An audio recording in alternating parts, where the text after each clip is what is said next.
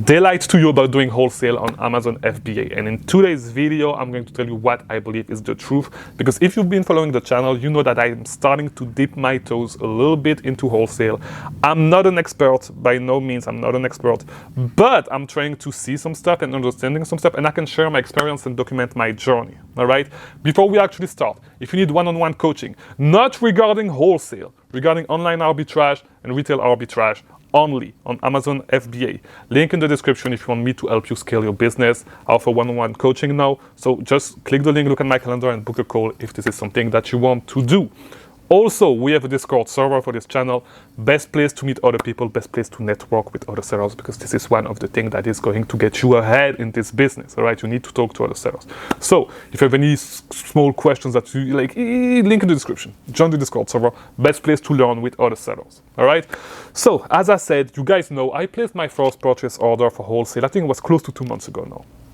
And contrary to what people say, you know, people on Twitter say that you need huge suppliers, super low-key suppliers that you meet through some obscure way, stuff like that are not easy to find. My supplier is a supplier that you know, all right? You know the supplier because if you do with online arbitrage, you've probably been on their website, and it's super easy to open a wholesale account with them, all right? And so, you know, people say that usually with these type of suppliers, anybody can open an account with. You're not going to find shit. You're not going to find product, and the product that you're going to find, either like you're not going to be able to catch them when they are in stock, or they are just going to tank because anybody can get them. I'm here to tell you that it's not true, all right? My suppliers, the minimum order quantity is like, I think it's $400 or $500, all right, for the minimum purchase orders. And the way I found the lead that I'm selling right now, because it's selling pretty good, and so I was looking at my, at the units that I've been selling this month, and like it's selling consistently, like multiple times a day, it's selling super fast. And so I'm going to try to replace an order as soon as possible. But yeah, people tell you that if there's not a big barrier of entry, like there's no point in doing wholesale because all your products is going to tank. All the products you're going to find are not going to be good product. This is not true. You do not need, like if you do what I've been doing, and this is how I found my product. As I said, this is a product that I've been selling doing online arbitrage, right? And so if you have a lead bank, if there's a product, like try to find all the product that you've been selling consistently, like pretty much. Like if it's replans, it's even better.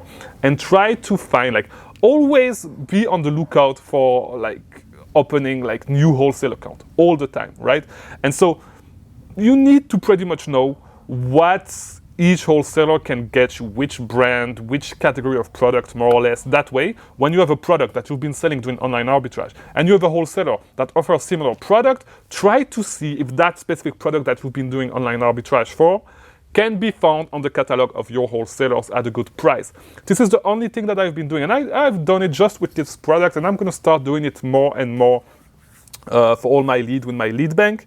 But it's super easy. It's super easy. You do not need like a huge barrier of entry with your wholesaler because, as I said, this product is selling good. This product, anybody could buy it, but nobody buys it. I don't know why. Because people think that you need like huge wholesalers, like with huge purchase order minimum, so people cannot get the same prices as you, stuff like that. It's not true. I'm here to tell you it's not true. And if you want to start looking at wholesale, because I don't think that you should, and I said that in previous videos, I don't think that you should see online arbitrage and wholesale as two totally different business models.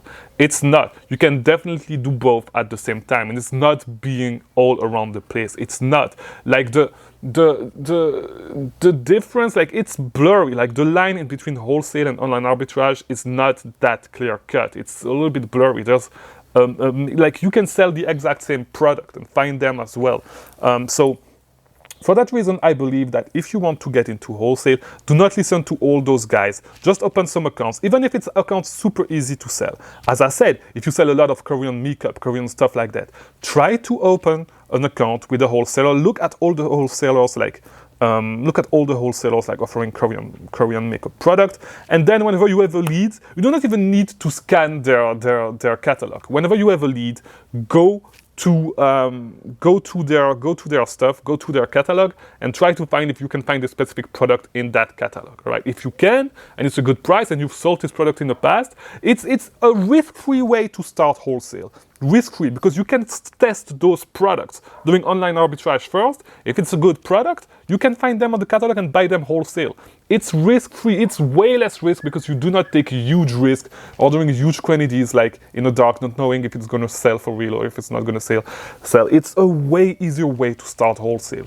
And like, people do not talk about that. People always tell you that you need a lot of money to start wholesale. I'm not saying that you do not need money, all right? Of course you need money, but like, you can start with less than $1,000 if, this is important, only if you are already selling on Amazon and you are doing this specific strategy, all right? I think my first order was like 600, 700, something like maybe 8, I don't remember, right? Dollars. But like, so, you know, if you take just a small part of what you're doing with online arbitrage and you put that money into wholesale, there's no reason, like, you do not need to take huge risks. Start slowly like this. Open new accounts every week, every month. Do it slowly. There's no point in, like, you do not need to rush the process. Just do it slowly and start, like, ramping up your wholesale operation. You do not need to rush it. You do not need at all. I do not need to rush my wholesale operation. I know that eventually I probably want to get to wholesale 100%. And maybe not 100%, but like, I'd like wholesale eventually to be a bigger part of my business, right? And have the option of doing online arbitrage and wholesale. But I'm not in a rush, and you should not be in a rush, because if you are in a rush, you're going to take bad decisions, and you do not want to take those bad decisions because you're going to lose a lot of money, all right? You do not need to place $20,000 orders when you start wholesale. Just do this. Order products that you know that you sold doing online arbitrage, but that you can find wholesale. That's it. That's it, really, I'm telling you, that's it. There's no reason to take huge risk if you can do it slowly and build slowly upon that and not make those mistakes, all right?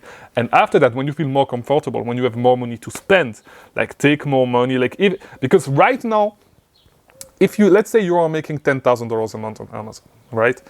If you take a loss of $5,000, it's gonna be like a lot of money, and it's gonna set you up. It's gonna set you back big time. However, if you do 30,000, 40,000, 50,000 a month, right? Taking a loss on inventory, on wholesale inventory for $5,000 is not going to affect you as much. All right, so just do your transition slowly, except if you are really done with online arbitrage. But don't think that wholesale, if you run wholesale at scale, that it's easier than online arbitrage. It's not. This strategy that I'm telling you right now, it's not necessarily scalable.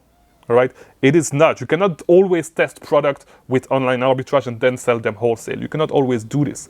It's good to try to dip your toes into wholesale, try to understand the process, and then make the move, you know, build that trust with those suppliers, stuff like that. But you cannot do that all the time.